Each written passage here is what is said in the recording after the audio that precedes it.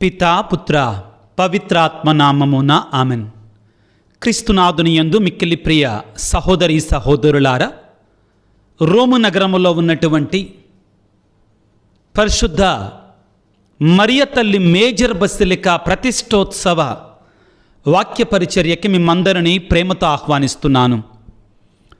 లూకా సువార్త 1వ అధ్యాయము 42వ వచనము నుండి, పిమ్మట ఎలిజబెత్తమ్మ ఎలుగెత్తిట్లు పలికెను, స్త్రీలందరిలో నీవు ఆశీర్వదించబడిన దానవు, నీ గర్భఫలము ఆశీర్వదించబడెను. నా ప్రభువు తల్లి నా యొద్దకు వచ్చుట నాకు ఎలాగూ ప్రాప్తించను? నీ వందన వచనములు నా చెవిని సోకగానే నా గర్భమందలి శిశువు ఆనందముచ్చే గంతులు వేశాను. ప్రభువు పలికిన వాక్కులు నెరవేరునని విశ్వసించిన నీవు ఎంత ధన్యురాలవు. ప్రియ సహోదరి సహోదరులారా, ఆగస్టు 5వ తారీఖున రోము నగరంలో ఉన్నటువంటి 4 మేజర్ బసిలికాలలో ఒకటైనటువంటి బృహత్ దేవాలయాలలో ఒకటైనటువంటి పరిశుద్ధ మరియ మేజర్ బసిలికా ప్రతిష్టోత్సవాన్ని కొనియాడుతుంది. రోము నగరంలో 4 ముఖ్యమైనటువంటి బృహత్ దేవాలయాలు, బసిలికా దేవాలయాలు ఉన్నాయి. వాటిలో పునీత పేతురు గారి బసిలికా, పునీత పౌలు గారి బసిలికా, ఇవి రెండూ కూడా పేతురు పౌలు గారులు మరణించినటువంటి వారి వారి సమాధులపై నిర్మించబడినటువంటి మహా గొప్ప దేవాలయాలు. మూడవది లాతరన్ బసిలికా అంటారు. Holy Redeemer Church, Saint John the Baptist Church Basilica, చాలా పేర్లు ఉన్నాయి దీనికి. యాక్చువల్గా ఇదే అతి పురాతనమైనటువంటి ఆలయంగా మనం గుర్తుంచుకోవాలి. ఇవి 3 కాకుండా మరియమాత పేరు మీదుగా మరొక చాలా సుందరమైన, చాలా పెద్ద, చాలా అందమైనటువంటి మేరీ మేజర్ బసిలికా అనేటువంటిది ఒకటి ఉంది. ప్రపంచంలో మరియ తల్లి పేరిట, ముఖ్యంగా పాశ్చాత్య దేశాలలో మరియమాత పేరిట ఏర్పడిన పెద్ద దేవాలయాలలో ఇది అత్యంత పురాతనమైన దేవాలయం. ఈ దేవాలయం వెనుక ఒక గొప్ప చరిత్ర ఉంది. ఈనాడు మనం ఆ దేవాలయ పండగ మాత్రమే, రాతితో కట్టబడినటువంటి ఆ ఆలయ పండగను మాత్రమే కొనియాడేటల్లా, ఆ ఆలయాన్ని పునర్నిర్మించి మరియమాతకి అంకితం చేయటం, ప్రతిష్ఠించటం, దానిలో ఉన్న పరమార్థాన్ని మనం కొనియాడుతున్నాం. ఇది ముఖ్యమైనటువంటి పాయింట్, అంశం. ప్రియులారా, ఏమిటి అంటే 431వ సంవత్సరంలో ఎఫెసు మహాసభ జరిగింది. శ్రీ సభలో అందరికీ తెలిసిందే. ఇది ఏ విధంగా అపోస్తుల కార్యాలలో యెరూషలేం మహాసభ జరిగిందో, 431వ సంవత్సరంలో ఎఫెసు మహాసభ జరిగింది. శ్రీసభ పాపు గారి యొక్క అధ్యక్షతన. ఆ మహాసభలో అధికారికంగా ఒక ప్రకటన చేయటం జరిగింది. ఏంటి ఆ ప్రకటన? మరియమాత దేవుని తల్లి. ఎప్పుడండి? క్రీస్తు శకం 431వ సంవత్సరంలోనే, ప్రారంభంలోనే. అప్పుడు ఏమన్నారంటే మరియ తల్లిని థేయోటోకోస్ అన్నారు. థేయో అంటే దేవుని, టోకోస్ అంటే మాత, తల్లి అని అర్థము. ప్రియులారా, ఈనాడు మనం కొనియాడేటువంటి పరిశుద్ధ మరియమాత మేజర్ బసిలికా ప్రతిష్టోత్సవానికి ఒక ప్రత్యేకమైనటువంటి స్థానం ఉంది. మరియ తల్లి పేరిట శ్రీసభ ప్రకటించినటువంటి విశ్వాస పరమరహస్యాలలో డాగ్మాస్లో 4 డాగ్మాస్ ఉన్నాయి. ఈ నాలుగిటిలో కూడా మొట్టమొదటిగా ప్రకటించబడింది ఏమిటి అంటే మరియమాత దేవుని తల్లి. దీని 431 సంవత్సరంలోనే శ్రీసభ అధికారికంగా ప్రకటించింది. అయితే ఇక్కడ మనం తెలుసుకోవాల్సిన మరొక అంశం ఏమిటి అంటే 431 సంవత్సరంలో మరియ తల్లిని దేవుని తల్లిగా ప్రకటించింది కాబట్టి 431 సంవత్సరం నుంచే మరియ తల్లిని దేవుని తల్లిగా అంగీకరించారు, అంతకుముందు అంగీకరించాలా అని కాదండి. శ్రీసభ ప్రారంభ దశ నుండి కూడా, శ్రీసభ పునాదుల నుండి కూడా మరియ తల్లి దేవుని తల్లి అని బైబిలు ఆధారంగా క్రైస్తవులందరూ కూడా అంగీకరిస్తూ వచ్చారు. మనకి బైబిలులో ఒక మాట ఉంటుంది, మరియ తల్లి ఎలిజబెత్తమ్మను సందర్శించటానికి వచ్చారు. దేవదూతని చుట్టముకు ఎలిజబెత్తమ్మను చూడుము, ఆమెకు వయసు మళ్ళినది కదా, గొడ్రాలైనటువంటి ఆవిడ ఇప్పుడు గర్భము ధరించి ఇది 6వ మాసం అని చెప్పగానే మరియ తల్లి గర్భవతి ఉండి కూడా తన బంధువు చుట్టమైనటువంటి వృద్ధురాలైనటువంటి గర్భము దాల్చినటువంటి ఎలిజబెత్తమ్మకు సహాయం చేయటం కొరకై ఎన్కెరీమ్ అనే పట్టణానికి బయలుదేరి వచ్చింది. బండ్లు, ఓడలు, రైళ్లు, విమానాలు లేవు. 140 కిలోమీటర్లు, 100 మైళ్ళకు పైగా ఉన్నటువంటి ఆ యొక్క ఎన్కెరీమ్ అనే పట్టణానికి నజరేతు నుండి మరియ తల్లి బయలుదేరి వచ్చింది సహాయం చేయటానికి. నేను వెళ్ళి చూశాను ఇశ్రాయేలు దేశం పవిత్ర యాత్రలో ఉన్నప్పుడు. పిల్లారా, ఆ సందర్భంలో ఒక పవిత్రమైనటువంటి దేవ రహస్యం, ఒక డాగ్మా, ఒక సిద్ధాంతం ఎలిజబెత్తమ్మ నోటి నుండే బయటికి వస్తుంది. దేవుని యొక్క వాక్యములను రాయబడి ఉంది. ఏమిటి అది? లూకా సువార్త 1:42 పిమ్మట ఎలిజబెత్తమ్మ ఎలుగెత్తిట్లు పలికెను, స్త్రీలందరిలో నీవు ఆశీర్వదించబడిన దానవు, నీ గర్భఫలము ఆశీర్వదించబడెను. నా ప్రభువు తల్లి నా యొద్దకు వచ్చుట నాకు ఎలాగూ ప్రాప్తించను. దేవుని యొక్క వాక్యం అండి. నా ప్రభువు తల్లి, నా దేవుని తల్లి నా యొద్దకు వచ్చుట నాకు ఎలాగూ ప్రాప్తించను. ఎలిజబెత్తమ్మే స్వయంగా బైబిల్ గ్రంథంలో అక్షరం నా ప్రభువు తల్లి, నా దేవుని తల్లి అంగీకరించింది. కాబట్టి పిల్లారా, అనాది కాలం నుండి, శ్రీసభ పునాదుల కాలం నుండి, శ్రీసభ ప్రారంభ దశ నుండి కూడా మరియమాతని దేవుని తల్లిగా శ్రీసభ సంఘము గౌరవించింది. బాధాకరమైన విషయం, ఈ ఆధునిక ప్రపంచంలో కొంతమంది క్రైస్తవులని చెప్పుకునే వాళ్ళు కూడా మరియమాతను దేవుని తల్లిగా అంగీకరించట్లా. మొన్న ఒక ఆయన ఒక చిన్న షార్ట్ వీడియో పెట్టాడు. దాన్ని నాకు ఫార్వర్డ్ చేశారు. ఫాదర్లు డిస్కస్ చేస్తున్నారు. నేను ఆ వీడియోను జాగ్రత్తగా పరిశీలించి, చూడండి ఫాదర్, ఈ వ్యక్తి గుణదలమాత దేవాలయం ముందు నిలబడి మరియమాతను గౌరవించొద్దు అంటున్నాడు అని. కానీ నేను వీడియోను సరిగా చూసన్నాను. ఆడికి అంత ధైర్యం లేదులే, దాన్ని అంతా ఎడిట్ చేసి పెట్టాడు. వాడి కాళ్ళ దగ్గర చూడండి, ఏదో హైవే మీద ఉన్నటువంటి ఆ అడ్డంగా ఉండేటువంటి అది ఉంటుంది కదా స్పీడ్ బ్రేకరు, అది ఉంది. గుణదలమాత దేవాలయం ఎదురుగా స్పీడ్ బ్రేకర్ ఎక్కడా కూడా లేదు. అట్లాంటి స్పీడ్ బ్రేకర్ లేదు నూతన దేవాలయం ఎదురుగా. వాడు ఎక్కడదానో తీసుకొచ్చేసి అక్కడ ఎడిటింగ్ పెట్టేసి వెనక గుణదలమాత ఆ ఫోటోని పెట్టాడు, ఆలయాన్ని పెట్టాడు అంతే. అంత ధైర్యం ఏం లేదులే అని చెప్పాను. చెప్పటం మాత్రమే కాదు కానీ మొన్న ఈ మధ్యలో ఒక బోధకుడు అంటున్నాడు, దండం పెట్టి మరీ చెప్తున్నాడు ఒక అయ్యగారు, తల్లిని తండ్రిని గౌరవించనటువంటి వాడు దేవుని దృష్టిలో నరకానికి వెళతాడని చెప్తున్నాడు. ఆ అయ్యగారే కొన్నాళ్ల క్రితం దేవుని తల్లిని కించపరుస్తూ మాట్లాడాడు.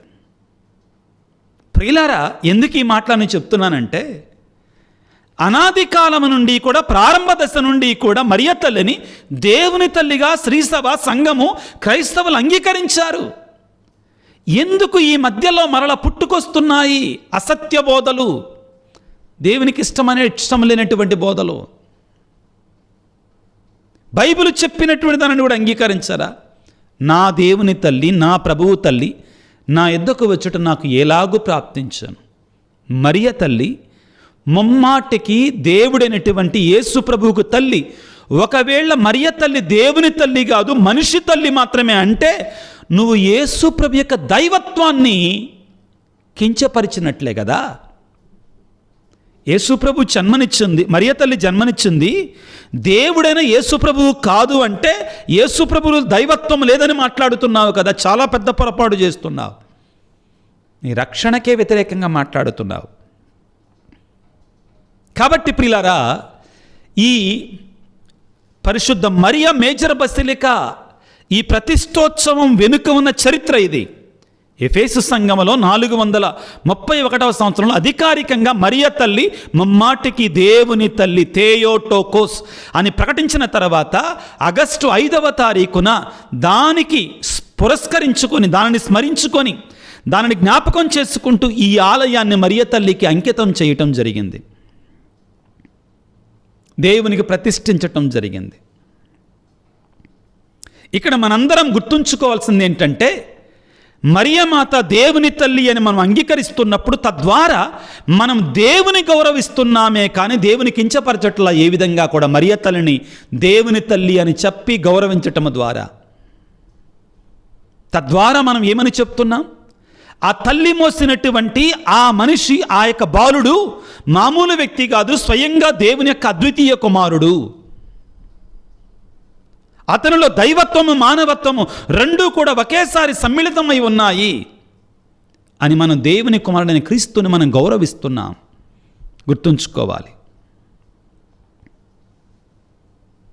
మరియ తల్లి ఎప్పుడూ కూడా తన గొప్పల కొరకై వెళ్ళలా. యోహాను సువార్త 2వ అధ్యాయం 5వ వచనంలో చెప్పినట్లుగా మీరు ఆయన చెప్పినట్లు చేయుడని పలికారు.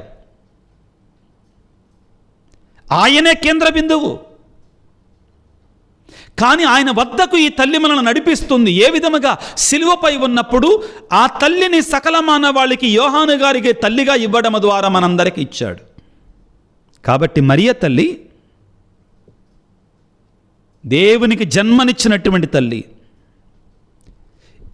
నేను చూశాను ఈ మరియా మేజర్ బసిలికాని నేను చూశాను. లోపలికి వెళ్ళి 2-3 గంటలు గడిపాను.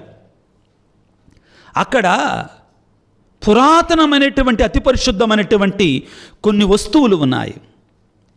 యేసు ప్రభువు పరుండినటువంటి ఆ పశువుల చెక్కల కొట్ట ఉంది చూడండి, ఆ చెక్క ఉంది చూడండి, అది ఉంది అక్కడ. చాలా సుందరమైన ఆలయం అండి ఇది. బయటికి రాబుద్ది కాదు, అంత ఆధ్యాత్మికంగా ఉంటుంది.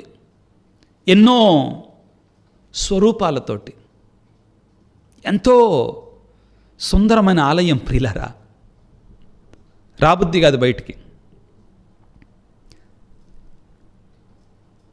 ఈ ఆలయం ప్రియులకు దేవుని బిడ్డలారా అప్పటి నుండి ఇప్పటి వరకు కూడా అలాగనే ఉంది. దేవుని కృప వలన సుమారుగా 1500 సంవత్సరాల పైబడి ఉన్నటువంటి ఆలయం ఇది.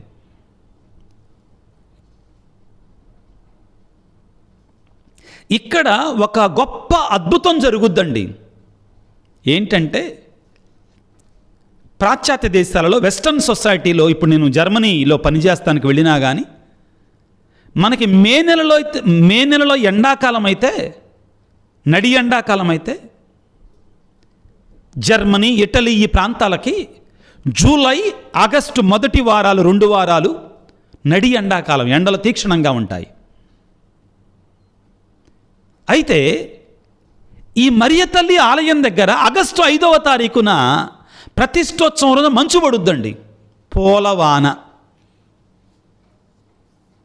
రోజా పుష్పం కదా మరియ తల్లి. నడి ఎండాకాలంలో మంచు పడుద్దండి అక్కడ. అదేవిధంగా క్రైస్తవులు, గురువులు, బిషప్ గారులు, ముఖ్యంగా పాపుగారులు ప్రియులారా ప్రధానమైన నిర్ణయాలు తీసుకునేటప్పుడు ఈ మరియ తల్లి యొక్క ఆలయాన్ని సందర్శించుకొని ప్రార్థన చేసుకుని అప్పుడు నిర్ణయాన్ని తీసుకుంటారు. ఫ్రాన్సిస్ పాపు గారు తన మొదటి సువార్త ప్రయాణానికి వెళ్ళినప్పుడు ఈ బసిలికా దగ్గరికి వెళ్ళి ప్రార్థన చేసుకున్నారు. మన లియో పాపు గారు అక్కడికి వెళ్ళి తరచుగా వెళ్ళి ప్రార్థన చేసుకుంటారు. నడి ఎండాకాలంలో పడకూడని సమయంలో పడిందంటే దేవుని యొక్క అద్భుతం, అది ఆశ్చర్యకార్యం. ప్రియులకు దేవుని బిడ్డలారా, గాబ్రియేలు సంవత్సరం మరియ తల్లితో చెప్తాడు కదా, లూకాసు వార్త 1:37 దేవునికి అసాధ్యమైనది ఏదీను లేదు అన్నారు కదా. ఈ మరియ తల్లి ఆలయం దగ్గర కూడా నడి ఎండాకాలంలో మంచు కురుస్తుంది. దేవునికి అసాధ్యమైనది ఏది కూడా లేదు. ప్రియులకు దేవుని బిడ్డలారా, ఆగస్టు 5వ తారీఖు గుర్తు ఉంచుకోవాలి ఆ తారీఖుని ప్రియులారా. అన్నిటికంటే ముఖ్యంగా మనం ప్రియులారా ఈ మరియమాత బసిలికా ప్రతిష్టోత్సవాన్ని కొనియాడుకుంటుండగా మనం నేర్చుకోవాల్సింది ఏమిటి అంటే, ఈ ఆలయము మరియ తల్లి పేరిట వెలసి దేవుని ఆరాధించేటువంటి మందిరము. కాబట్టి మరియమాతే ఈ ప్రార్థనా విధానములో మనందరికి కూడా గొప్ప సుమాతృక, గొప్ప ఆదర్శం. ప్రార్థన, మరియ తల్లి జీవితం అంతా కూడా ప్రార్థన ప్రార్థన ప్రార్థన. తన బిడ్డలమైన మనము కూడా ఆ తల్లి యొక్క సుమాతృకను అనుసరించి ప్రార్థనలో గడపాలి, ప్రార్థనలో జీవించాలి. ఈ మరియ తల్లి యొక్క బసిలికా పండగను కొనియాడుకుంటుండగా మనందరము కూడా ఆ తల్లి వలె ప్రార్థనలో జీవించాలి. ఇదిగో దేవమాత సందేశాన్ని ఇచ్చినప్పుడు మరియ తల్లి ప్రార్థనలో ఉంది. ఎలిజబెత్ అమ్మ ఇంటికి వెళ్ళినప్పుడు స్తుతి గీతాన్ని పాడింది. దేవదూతలు, యేసుప్రభు పుట్టినప్పుడు దేవదూతలు వచ్చి, ముగ్గురు జ్ఞానులు వచ్చి వాళ్ళందరూ చెప్పినటువంటి వాటిని ఆ తల్లి మననం చేసుకుంది. గొల్లలు వచ్చినప్పుడు మననం చేసింది, ధ్యానం చేసింది కదా. యెరూషలేములో తప్పిపోయి దొరికిన తర్వాత ఎందుకు ఇలా చేశావంటే, నేను నా తండ్రి పని మీద ఉండవద్దు అన్నప్పుడు మరలా మరియ తల్లి మననము చేయించుండి, ధ్యానం చేసింది. మరియ తల్లి జీవితం అంతా కూడా ప్రార్థనతో నిండి ఉంది. సిలువ చెంతన మరియ తల్లి ఏ విధముగా ఉంది ప్రియులారా? ఒక ప్రార్థించే తల్లిగా ఉంది. ప్రభు దగ్గర ఉండి కుమారునికి బలాన్నిచ్చింది, ప్రోత్సహించింది. అపోస్తుల కార్యాలు 1వ అధ్యాయం 13-14 వచనాలలో ప్రభు ఉత్థానమై మోక్షారోహణమైన తర్వాత శిష్యులందరినీ కూడా తన దగ్గర చేర్చుకొని మేడపై గదిలో వాడు ఎడతెగక ప్రార్థన చేయుచున్నారు. మరియ తల్లి జీవితం అంతా కూడా ప్రార్థనమయం. ఈ మరియమాత ఆలయ మహోత్సవాన్ని కొనియాడుకుంటుండగా మరియ తల్లి మనందరికి ఇచ్చే సందేశం ఏంటంటే, బిడ్డలారా, నా వలె మీరు కూడా ప్రార్థనాపరులై నా కుమారుని యొక్క వాక్యానుసారముగా జీవించండి, నా కుమారునికి ఇష్టమైన రీతిలో మీరు జీవించండి. అదేవిధంగా మరియమాత ఈ రోజున మనందరికి ఇచ్చే మరొక సందేశం ఏంటంటే, ఈ పండగ రోజున లూకాసు వార్త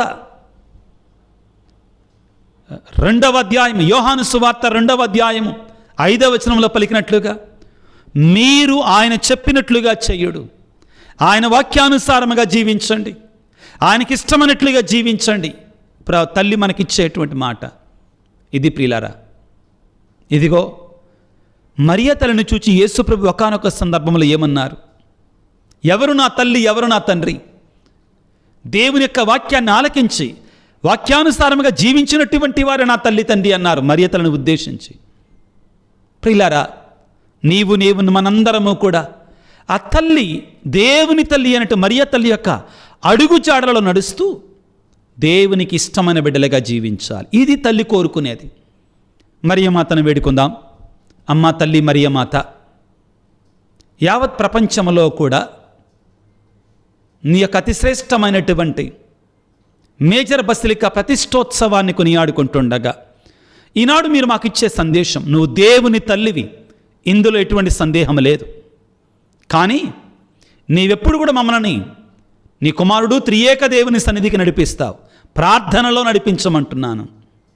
రెండవది, నీ కుమారుడిని యేసయ్య వాక్యానుసారముగా జీవించటానికి కావలసిన శక్తిని, అనుగ్రహాన్ని మాకు దయచేయి తల్లి అని తలలో వంచి ప్రార్థన చేసుకుందాం.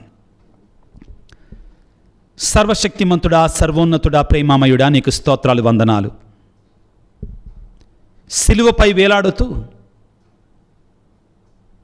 నీ తల్లి అయిన మరియను నీ శిష్యుడైనటువంటి యోహాను గారికి అర్పిస్తూ, ఇదిగో నీ తల్లి అని పలకటము ద్వారా సకల మానవాళికి నీ తల్లిని మాకు తల్లిగా ప్రసాదించినందుకు మీకు స్తోత్రాలు, వందనాలు. ఈనాడు ఆ తల్లి యొక్క బృహత్ దేవాలయం, బసిలికా దేవాలయ ప్రతిష్టోత్సవాన్ని కొనియాడుకుంటుండగా ఆ తల్లి దేవుడు అయినట్టు నీకు జన్మనిచ్చినది తల్లి, దేవుని తల్లి అనే సత్యాన్ని గ్రహించి ప్రార్థనా జీవితంలో ఎల్లవేళలా జీవించాలని, నీ వాక్యానుసారముగా జీవించాలని ఆ తల్లి మాకు బోధిస్తుండగా ఆ అమ్మ అడుగుజాలలో మేము కూడా నడిచి నీకు ఇష్టమైనటు బిడ్డలుగా జీవించే కృపను మాకు దయచేయండి. ఈనాడు ప్రత్యేకంగా అనారోగ్యముతో బాధపడుతున్న బిడ్డలందరినీ అమ్మ ఆరోగ్యమాత నీ మధ్యస్థ ప్రార్థన ద్వారా స్వస్థత దయచేయండి. కుటుంబాలలో వేదన, బాధన, శాంతి లేక జీవిస్తున్న వారందరిని దయతో దీవించండి. వివిధ తలంపులతో, కోరికలతో, ఉద్దేశాలతో ఈ ప్రార్థనలో ఏకీభవించి ప్రార్థిస్తున్నటువంటి ప్రతి బిడ్డను మీరు దీవించండి, ఆశీర్వదించండి. ప్రత్యేకంగా ఎవరైతే మా కొరకు ప్రార్థించండి అయ్యా అని ఈ వీడియో కింద మెసేజ్లు ఉంచుతున్నారు, వారందరిని దీవించండి. వేదనలతో, బాధలతో ఈ వాక్య పరిచయలో పాల్గొంటూ నాతో ఏకీభవించి ప్రార్థిస్తున్నటువంటి నీ బిడ్డలందరినీ దీవించి ఆశ్రయించి కాపాడమని మనాదురైన క్రీస్తు ద్వారా వేడుకొనుచున్నాము తండ్రి, ఆమెన్. ప్రభు మీతో ఉందురుగాక, మీ ఆత్మతో ఉందురుగాక. సర్వశక్తిగల సర్వేశ్వరుడు పిత, పుత్ర, పవిత్రాత్మ మిమ్ము మీ కుటుంబాలను చల్లగా దీవించి ఆశీర్వదించి కాపాడుదురుగాక.